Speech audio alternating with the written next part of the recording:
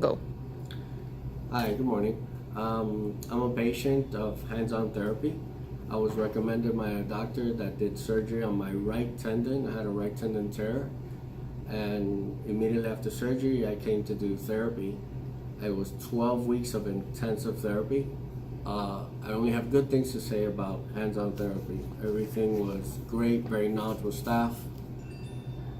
Therapy was very intense, and I kept it up to the whole 12 weeks, and I recommend this place to anyone who needs any type of therapy, whether it's prior to surgery or after surgery.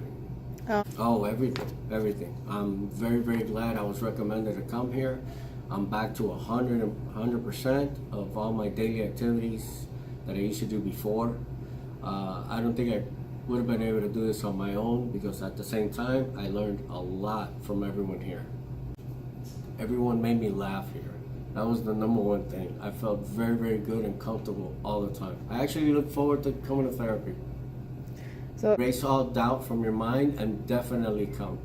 Definitely come. Whatever experience you've had maybe in the past of therapy clinics, this one sets it different. This one is from a 1 to 10, I give it a 12.